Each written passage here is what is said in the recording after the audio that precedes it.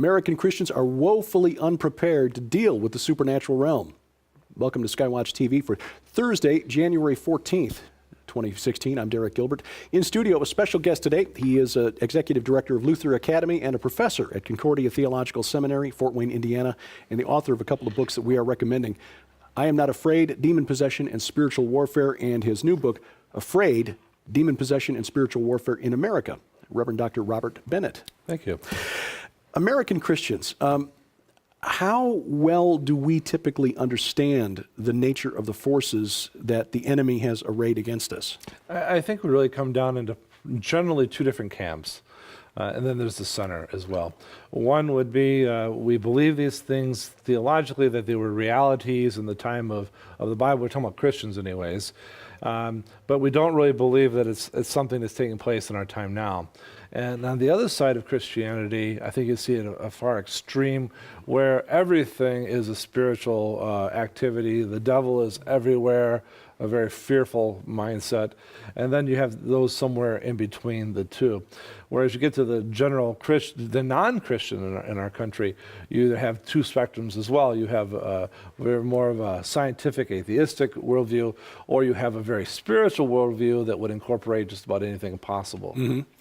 How syncretistic do American Christians get? In other words, we may call ourselves Christian and yet participate in activities like going to fortune tellers to have our palms read, or playing with a Ouija board, or things like that, or incorporating practices from other religions. For example, there are a lot of Christian churches out there that are holding yoga classes. Right.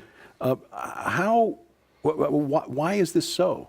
Well, I think first thing we have to say, what are we talking about here? And I always come down to the point, there's only two religions, and we talk about thousands and thousands, but there's really only two. There's one that says Christ did everything for you and nothing else is necessary.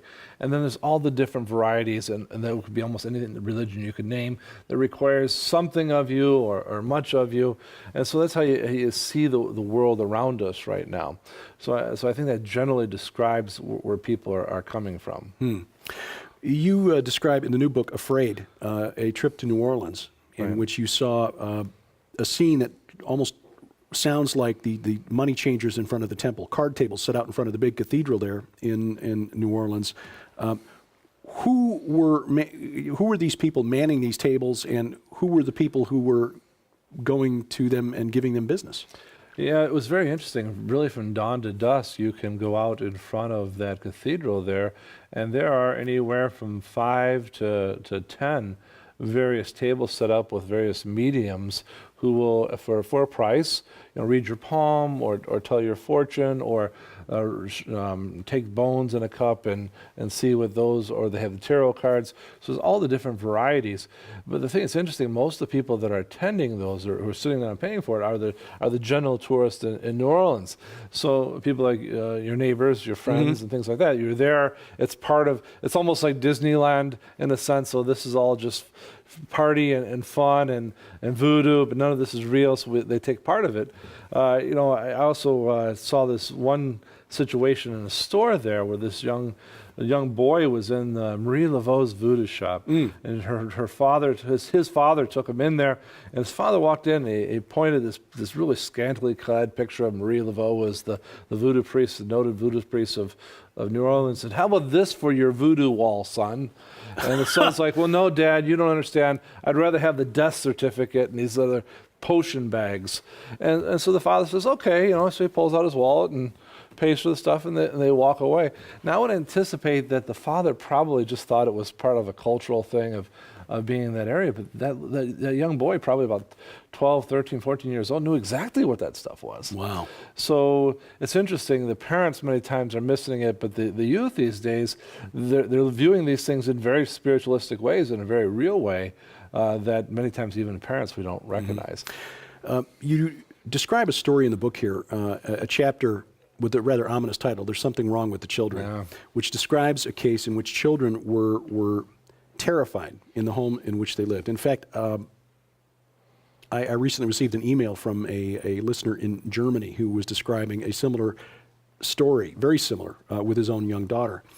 How difficult was it for the parents of those children, and why was it so difficult for them to find answers and get help?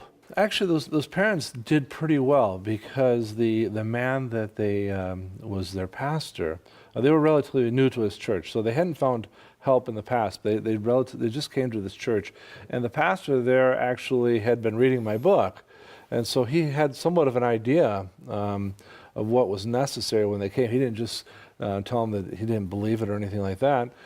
He recognized that there might be some issue here. One of the first things he did was to baptize the children, and in our particular denomination we do that. But he also did an exorcism of the house. So that in that case, things fell together pretty well. I mean, there was horrible events surrounding it and problems with the children, and I write about all that. But as far as a pastor actually knowing what to do, that pastor did a very fine job. Where in a lot of other cases that I studied, the pastor just basically told the people, I don't know how to help you, and go find somebody else, or I don't believe these things. And that's generally the norm. But in this one particular case, actually, the pastor did pretty well. There was another case then in which a couple had a home that was plagued by what they assumed were ghosts. And that has become sort of a cultural phenomenon. There's a cottage industry out there now in paranormal researchers who want to go out and hunt ghosts. You can't go on a cable network without finding a ghost hunting show everywhere. of some kind. What are these paranormal investigators actually, the ones who actually document some experiences, what are they encountering? What were the people in your book encountering? Yeah, the people in the book, they had this problem with what they thought to be ghosts in their house for 40 years. Their children had grown up in the house. They were very committed to their church. The story was that the house before had burned down and 2 children had died in the house. And so they just kind of said, well, this must be the kids who died in the house. And pretty soon they started seeing kids in the house. They were very concerned about it, though. They knew it wasn't right. And so they went and talked to their pastor about it. And their pastor basically said, I have never heard of this. I don't know what to do with this. He suggested they simply go see maybe the Roman Catholic priest on the street. But they weren't ready to do that. So they went back and they tried to live with it, and they tried to make fun of it and engage with the entities. Well, finally they got really nervous. So they went to a paranormal conference. And what they learned at the paranormal conference was these were nice ghosts. And don't worry about them, and just live with them and engage with them and so forth. But they're still really nervous about it. Yeah. So it just came out that this was the case. And what happened is the pastor sat down with these individuals and took them through the various scriptures. He didn't believe in ghosts. I don't believe in ghosts. It's appointed once for a man to die, and then the judgment. And so Seth taught them the basic truths. Okay, there isn't ghosts, so either this is your imagination, it's a mental illness, or it's demonic. Well, it wasn't their imagination, because everyone had seen it all the years, so the whole family. Also, that precluded the mental. These are wonderful, faithful, sturdy people. And so it's demonic. So we went and did an exorcism of the home. They dealt with these things for 40 years, on and on. Nothing special during the exorcism, and it's been 5-6 years now, and they haven't seen a thing in the house. But they dealt with it. The point is, they dealt with it for all of these years because their pastor simply said, I can't help you. Yeah. Where if the pastor would have known what to do then, they would have been okay and wouldn't have been dealt with all this problem. And to the point where they actually went to a paranormal conference seeking answers that they should have received from the church. Right. And on the topic of ghosts, I mean, this is one that I've had some conversations with coworkers back in the broadcasting industry, and one young woman who was a faithful attendee of a local church was convinced that there was a spirit in her home that was a deceased aunt, and she could not be convinced otherwise, because why would this entity present itself as her aunt?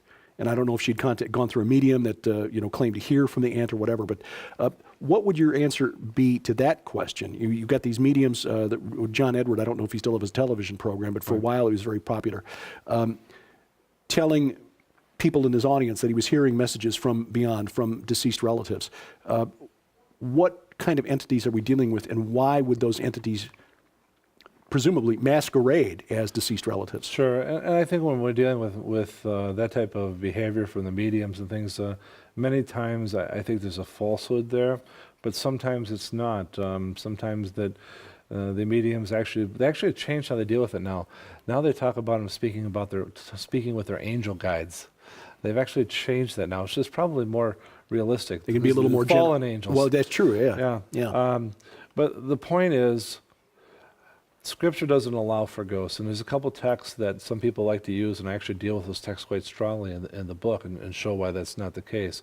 So if these things are taking place, it's not the ghost of the ant or whatever the case is. However, Satan and his demons are very good at taking on any costume or anything you want them to be. So I used the example earlier about how the woman thought they had two little children in the house. Well, I think what happened there is because they heard that two little children had died, they started saying, oh, it must be the two little children, and so then it represented itself as the two little children. And so if you have a deep attachment to a family member who's died, and then all of a sudden you start hearing some things in your house or something like that, and you attribute it to the person who's died trying to communicate with you, well, maybe it wasn't even nothing spiritual to start with. Maybe it's just the wind was creaking, but you started to think in that way, and now you opened up the possibility of it, and so the demon comes and pretends it's the ant. Yeah, we had a strange incident in a home in which we once lived where a person had died violently, and we heard a noise that we never could explain. And of course, as we told other people about it, oh, well, that must have been the ghost trying to. It's like, Right. well, no. Thankfully, we had at least enough of an understanding at that point to recognize what was going on. Your support is crucial to us here at SkyWatch TV. Prayerful support, of course. Your financial support is also very important. It helps us get the word out through television outlets. But we always like to make sure you've got a gift from us in exchange for your gracious and generous gift. In January, for your donation of any amount, while supplies last, we'd like you to have this Miracles Journal, a place to record your thoughts, feelings, and events during what proves to be or promises to be a very interesting year. Also, this very stylish wooden bookmark. Again, the bookmark and the journal, our gift to you for your gift of any amount during the month of January. Instructions on how to donate posted at skywatchtv.com. Dr. Bennett will be a future guest on SkyWatch TV. We thank you for coming and making the trip down here to the Ozarks. It's a pleasure getting to know you. Thank you. Wonderful to be here. And we thank you for watching as we keep watch. I'm Derek Gilbert, and this is SkyWatch TV.